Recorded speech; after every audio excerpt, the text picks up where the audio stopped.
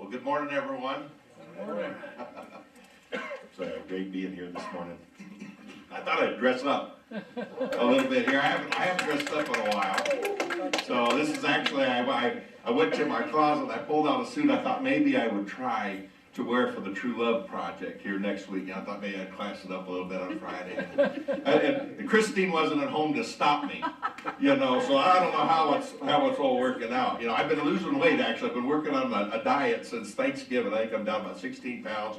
It goes back and forth, so I'm working. I got the shirt button. I'm not sure I got the top one button. I got my pants button. This jacket, no, I got some work to do here. I feel like a fat man in a little coat, but I'm having a good time nonetheless. So, and you know what I love? I love being able to come here and just be myself.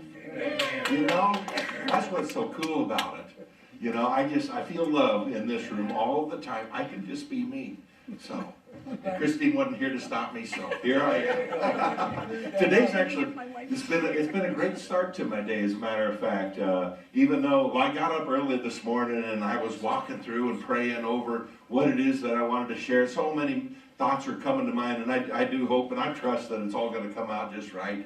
I got a late start then, you know, so I am rushing to the vehicle. I'm trying to get my son encouraged to get out of bed. Man, could not do it. Mission fail there.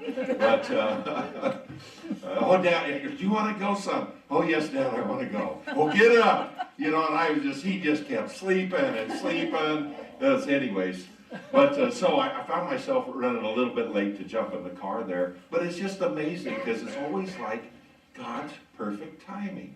I turn on the car, K-Love is going, and one of the first things I hear, the lady on there, maybe you heard it this morning, if you were running as late as I was, it was pretty neat. So Caleb, the lady on there, she says, in this next segment here, we've got something to tell you about that changes marriages. It impacts lives, and I already knew what she was going to say. 5 love languages. 5 love languages.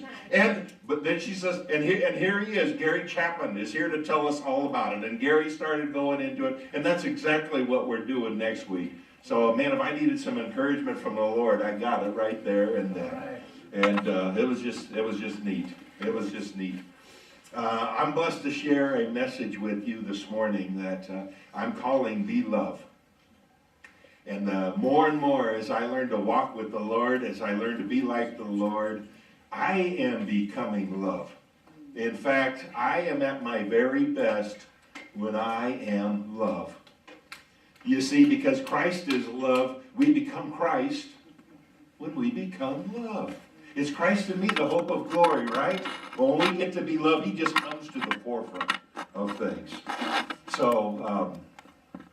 So I've had some chances to become love this past week. My focus these days, especially as we draw closer to the launch of the True Love Project, is all about love. And what a great week this past week has been just to be love to someone else. I actually sent a Valentine's Day card to the President of the United States. And to Melania Trump. There. Yeah. Well, they was together. Okay. So it was a combined thing there. So and I just wanted to encourage him, you know, to send a word of encouragement on to our president. You know, I'm particularly appreciative of everything that he's been doing in North Korea in particular. You remember where we were at just 2 years ago? Man, they were sending missiles all over the place. We didn't know when a nuclear holocaust might be on our doorstep. They had that whole scare in Hawaii when the air raid alarm went on, and everybody was in a mass panic. And he's still working through that. And so I'm really encouraged by that. And I spent 2 tours in Korea over there, so I have a real heart for the Korean people. I appreciate what he's doing, and I'm praying that one day there's going to be a unified Korea over there. So, anyways, that's good. But you know, I couldn't tell him all of those things. He's a busy man, you know. He doesn't have a whole lot of time for me, I feel, you know. So I really got to the point of it. After I gave him a little bit of encouragement, I said to him, be sure to kiss your wife. All right. And I signed it, Be Love. Be Love. Because you know what, being love, that's what we do when when we're being love or becoming love to someone else. And love does crazy things.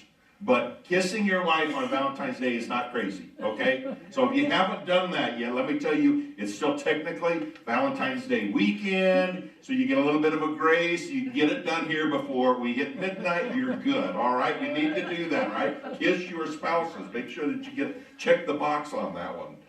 Okay.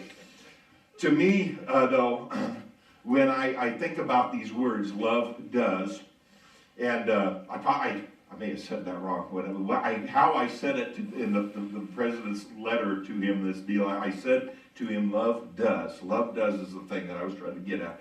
And what I mean by that is that I view this love does in the light that love does make self-sacrifices for others. We do it with joy in our hearts, and we do it out of Christ's self-sacrificing love for us. It just overflows out of us. It just comes out of us naturally. And I'll tell you, and I mentioned, love does some crazy things, and I've had a few crazy love does moments myself this week. And one of them, I couldn't even stop myself from doing it. It just happened. My sister Holly contacted me, and she said, hey, Rob, I thought about this way that we could promote the closeout of the True Love Project. She said, what if we do this bring a friend to the event deal, and we, I always have trouble saying this word, incentivize the thought of that by promoting that you bring a friend there, we're going to give an opportunity to give you a free night stay at the hotel venue that Friday night when we're having next week Friday. I was like, man, that's a really good, cool idea. So I started looking into that and checked with the hotel and said, what kind of inventory do we have left? We have double queen rooms left. Okay, so I'm trying to figure out how do I promote this. Okay, because this is a really neat idea. And I'm like, so I'm just picturing in my mind, it's like, Rob, tell them what you've won. Like, you've won a romantic getaway at this luxury resort. Enjoy time with your wife on these 2 double queen beds. I was like, I'm a king-sized guy myself. I mean, I was just, it's like, oh, well, they're not double twin beds. But I mean, I was like, and it just hit me. I said, Rob, we can do better than that. Because I happen to have already the reservations to the honeymoon suite. And I couldn't stop myself. I started picturing that. I was like, man, so the honeymoon suite, it's got the jetted jacuzzi tub in there. It's got the big king-size bed. I think there's a wet bar. There's a click-on gas fireplace in the room, walk-out balcony, lounge chairs that are sitting there. I said, now, you hear that you're winning the honeymoon suite. Now, that's incentive for folks. So then I had to sell it to my wife. Okay. And the best I could come up with, too, is, and this is so true. I was like, baby, I said, just think about the mansion that God is building, that Jesus is constructing for you in heaven right now.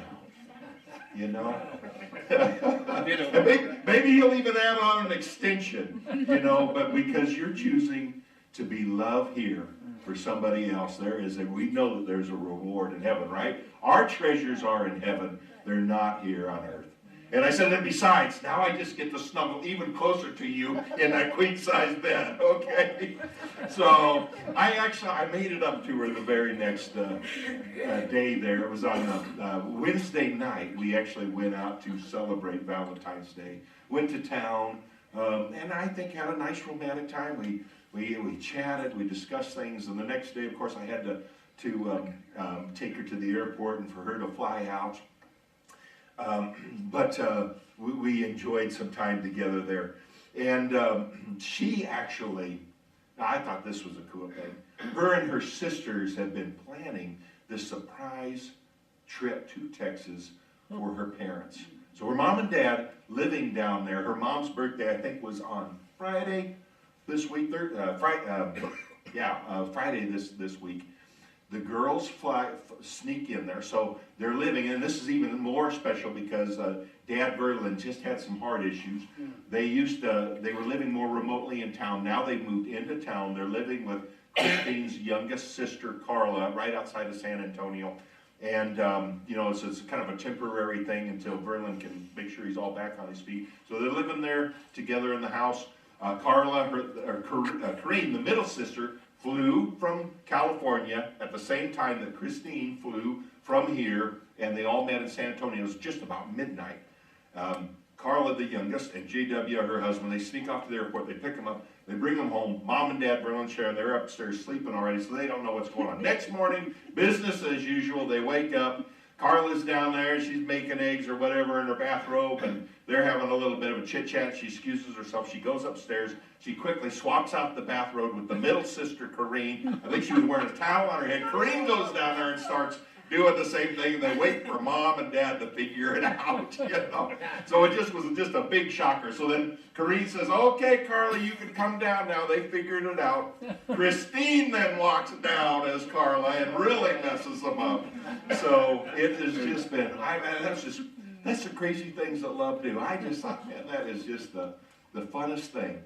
And seeing the pictures of the girls together with Mom and Dad, the joy on their face, they are having an awesome time. I'm a little bit jealous not being there, but I am so happy just to see how happy my wife is to be spending time with her family.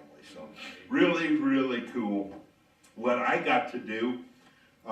So on Valentine's Day, I had another opportunity to be loved, and I actually took a paid holiday for Valentine's Day. I've never done that in my life. I don't know if anybody's ever done that. Anybody ever taken a paid holiday for Valentine's Day? Well, in my company, see, we're this kind of this modern international company. We get 3 floating holidays, we call them, throughout the year. Now we get the standard Christmas and New Year's and whatnot off, but they give us a choice to decide what other holidays are important for us to do.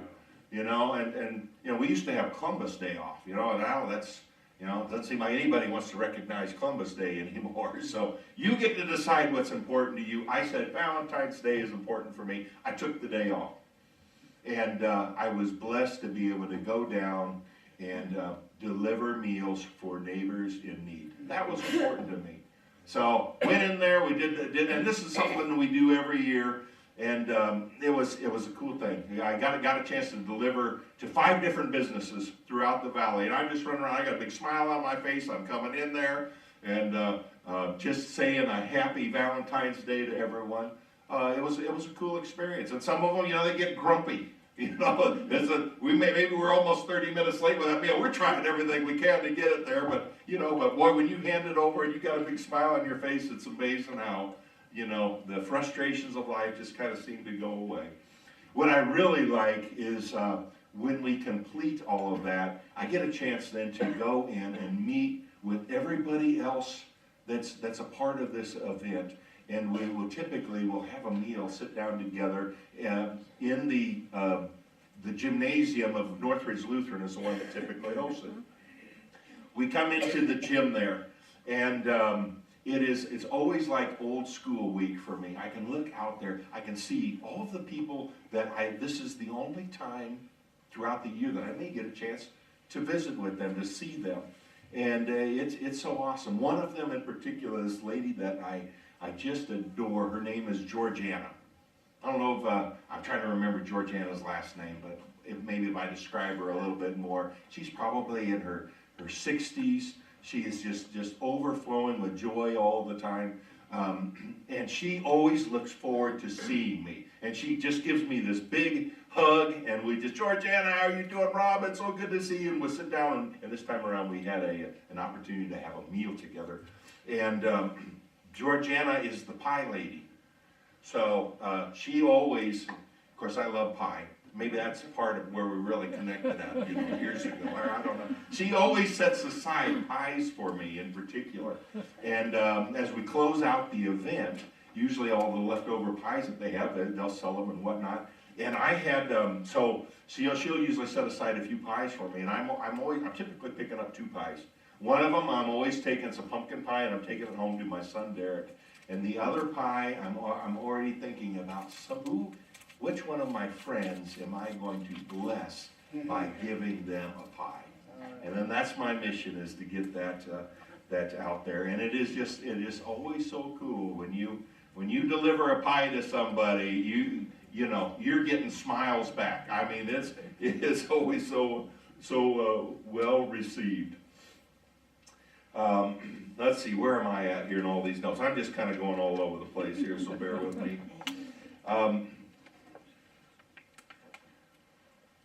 One of my heroes these days, I want to talk about. His name is Bob Goff. Now, he's a guy that he does crazy and wonderful things, and he inspires me to do crazy and wonderful things. He's written 2 best-selling books. I'm curious who's all read his books. The first one that he wrote was called Love Does. And you got a few of you have read Love Does? The second one that he wrote, so when I use that term, Love Does, boy, that's not my term. Okay, I'm not that, you know, but I use the phrase, but it's his, certainly, maybe his original thought. He got it from somewhere too, probably. But anyways, I give him the credit for it. And his second bestseller I just read is called Everybody Always. And this has been a big impactor to me. I actually, the second portion of that, Everybody Always, is this other subtitle under here. It says, Becoming Love in a World Full of Setbacks and Difficult People. And boy, that tells you quite a bit. Becoming Love in a World Full of Setbacks and Difficult People. That tells you a lot about what this book is all about. Do you live in a world full of setbacks and difficult people? Is that your world? I think I live in that world. That's like, man, there must be something in here for me, all right? So I picked it up and started reading it. Absolutely loved it. Bob as I understand right, he's an attorney. He lives in San Diego, California, I believe, or in the area of there. He is known to hold his office hours on Tom Sawyer Island in Disneyland. I thought that was fascinating to me. Tom Sawyer Island in Disneyland. In fact, one of the office meetings that he held there was with the Chief Justice for the Republic of Uganda. And they had their meeting there on the island, and after that they became lifelong friends. So much so that Bob was awarded with the title the Honorary Consul to the Republic, for the Republic of Uganda to the United States. So apparently he represents the Republic of Uganda in the United States. He's the Honorary Consul of that. So that's one of the titles that he carries around there.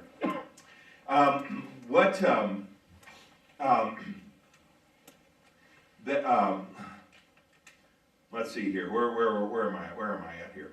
Okay.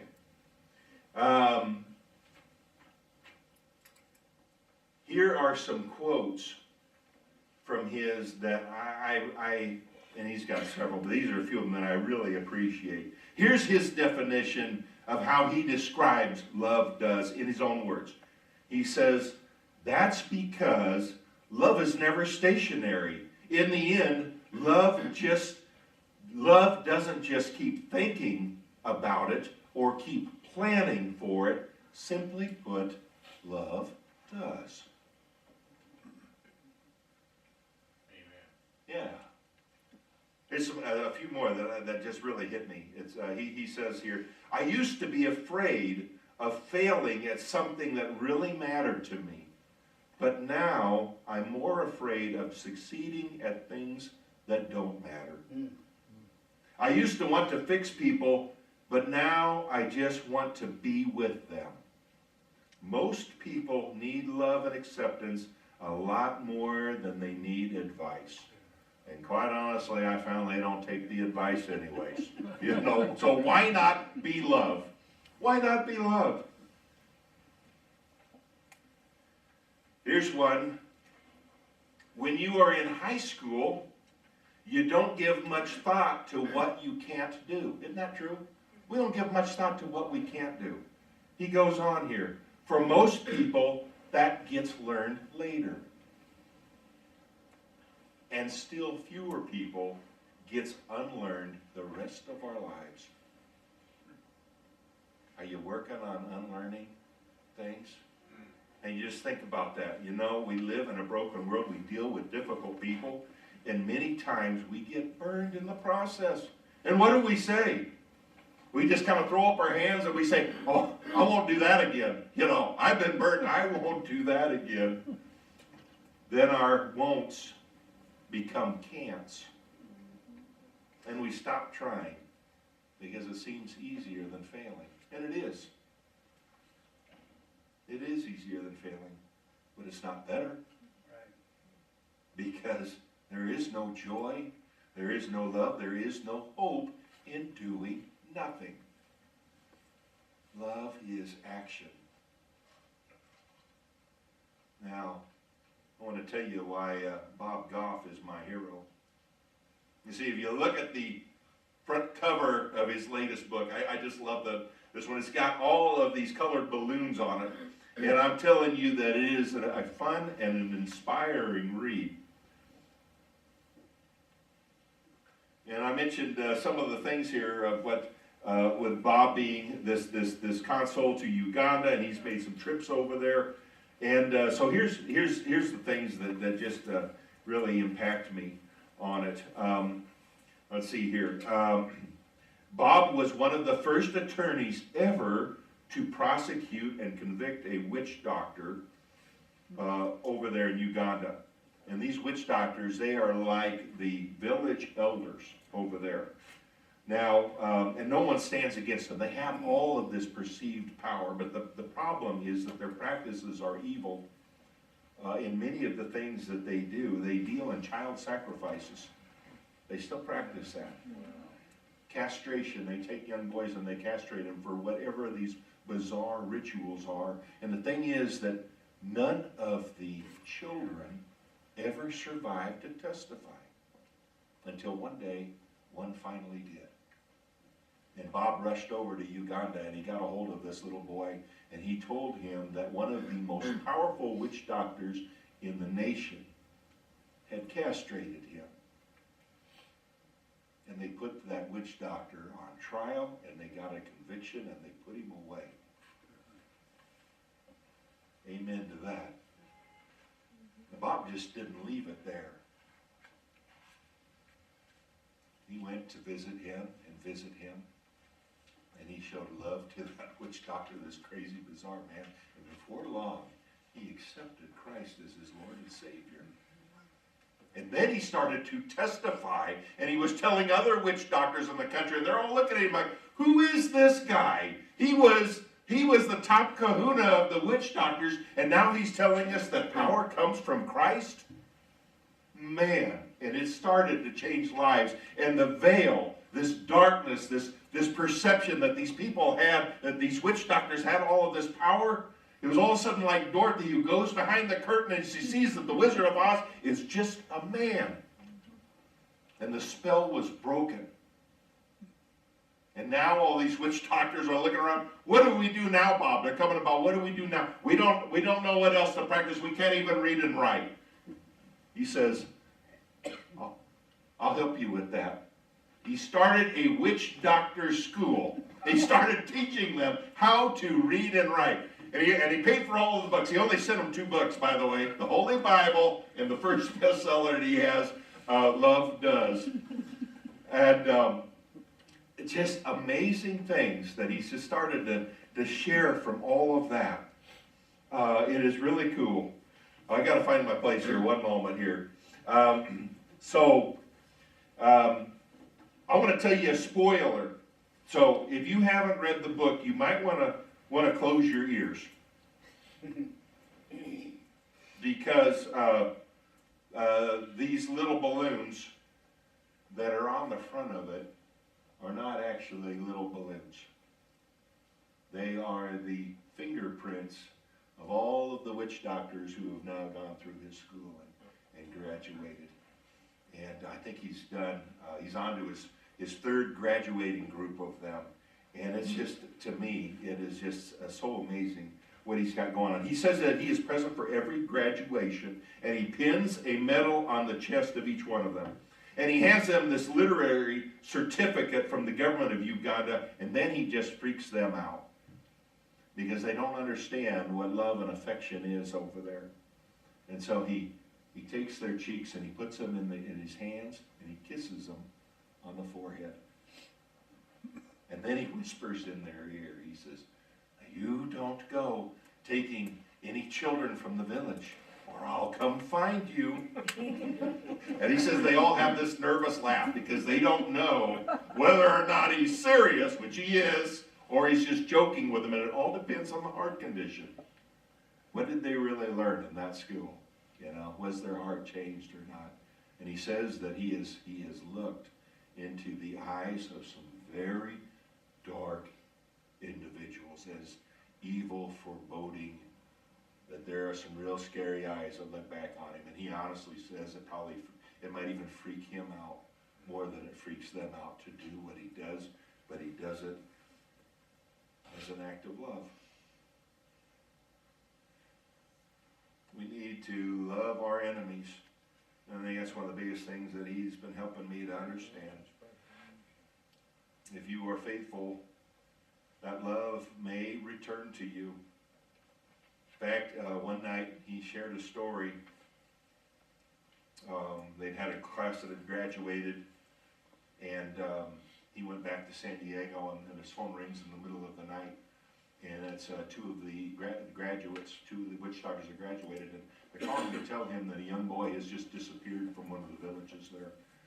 And that there's a new witch doctor in the area that is practicing, and they think that he took him, and they think that they know where they took him. What should we do?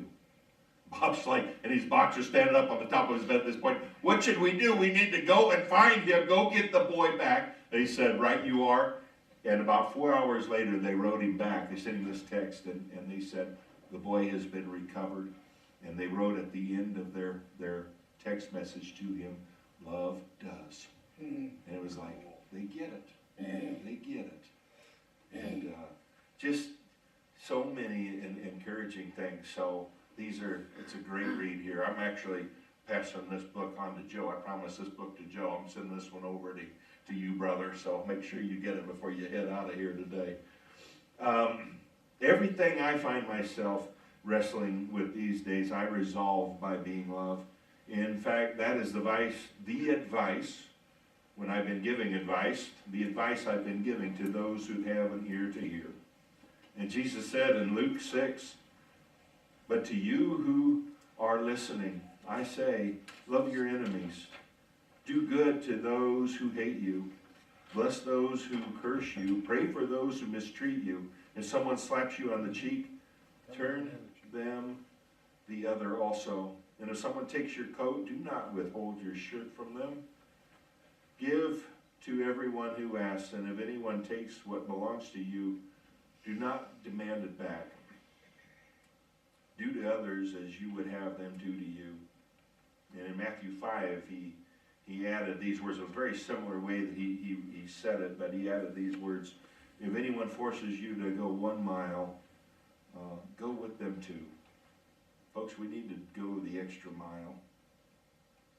If they're calling you a hypocrite, shower them with love.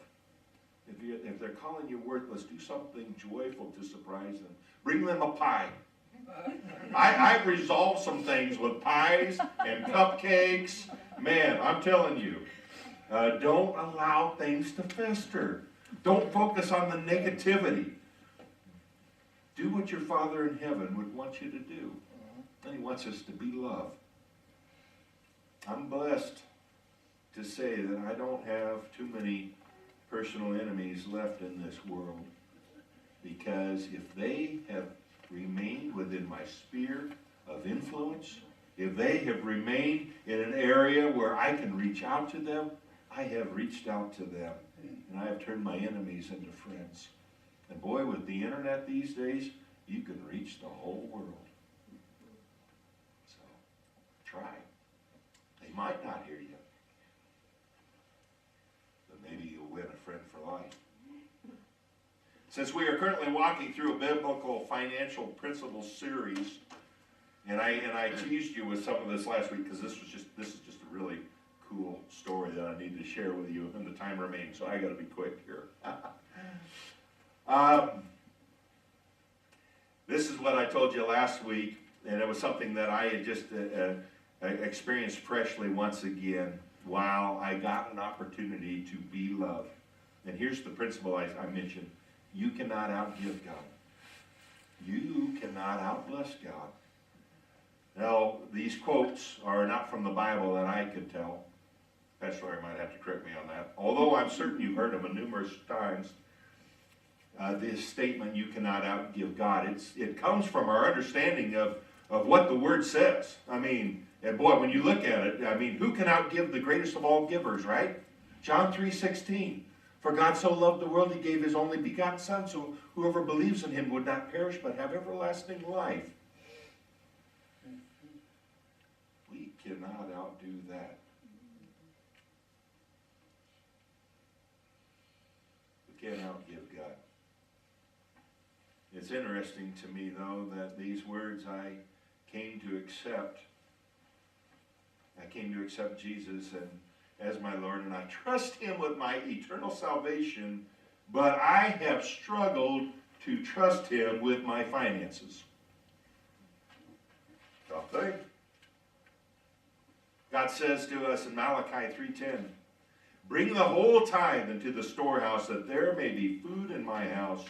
Test me in this, says the Lord Almighty, and see if I will not throw open the floodgates of heaven and pour out so much blessing that there will not be room enough to store it.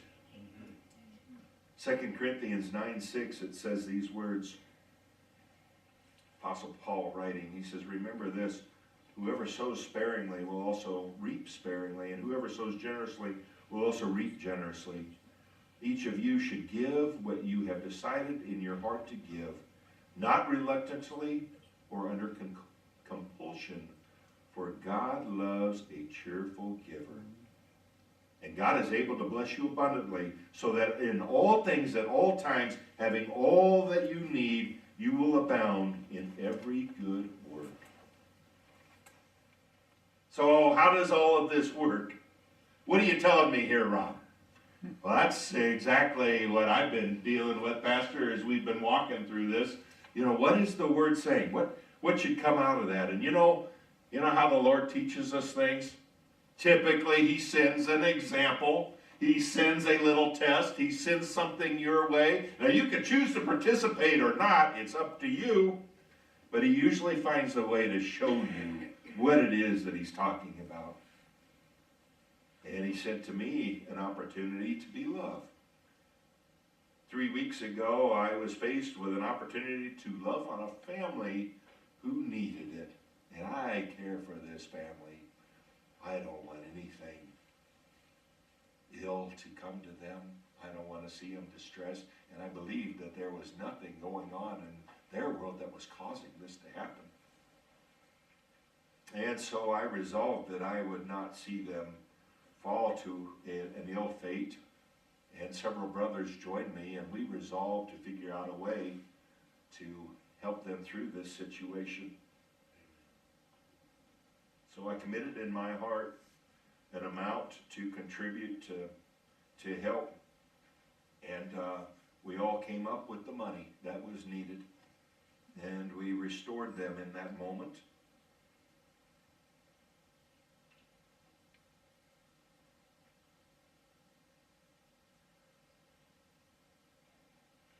That was 3 weeks ago. 2 weeks ago, here's what happened next.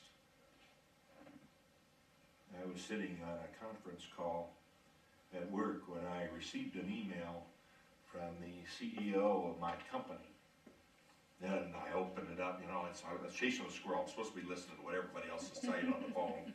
I don't know if you sit on these conference calls, so I'm at home. I probably was not in my pajamas, but I was on the phone trying to pay attention. The email comes in from the CEO, Darcy, to me. Congratulations, Robert. I had to open it, okay? So I opened up the email, and I start reading there. It says here, you have received the 2018 Viewer Choice Award because of what you do and how you do it. Now, a viewer at Ubiquity, everybody it's view something. We're about viewing video everywhere. So a viewer is an employee at Ubiquity. This is basically saying, I just won the People's Choice Award for the company.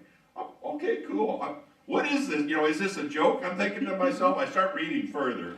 And then it says here, okay, it says, as I read on, it says, you are specifically being recognized for how you bring our values to life in all that you do each and every day. As a Viewer Choice Award recipient, you will receive $5,000 in your next paycheck. I was like, 10 times the amount I had committed to give the previous week. A week later, that letter might have said, signed Darcy Ellis, but I was reading, it was written by God, and it was signed, Love God. Amen. So, I was absolutely blown away by that. You know, I'm in the middle of the conference room, the conference call, I interrupt the call, I'm shouting, I'm cheering, I'm wondering, what's going on, Rob? I said, man, can you believe this all just happened to me? And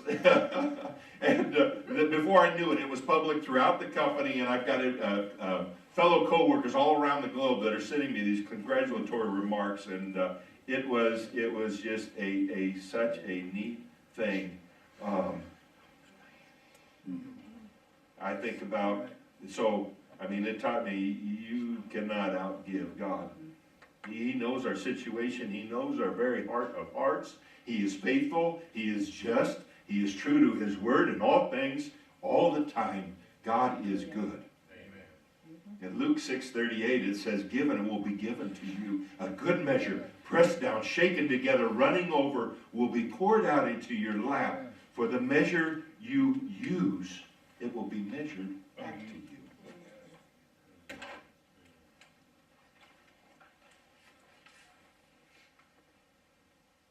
I didn't give expecting to give some type of reward. I wasn't asking for any type of recognition. I only wanted to be loved in a time where love was needed. And I only share this story with you now because it's just so incredible. It's so incredible how God works. It's interesting for me to note that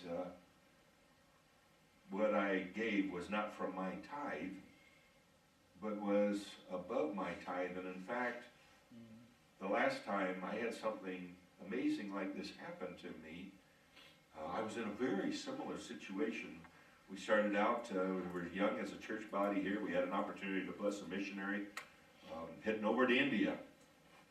And Christine and I decided to help make a significant contribution for us out beyond our tithe to help bless, to see Raju get over there. And the very next week, once again, here comes God. Phone call from my boss. Congratulations, Rob. We're giving you a 10% pay raise. That's like, man. It was like God just speaking to me once again here. And it was like,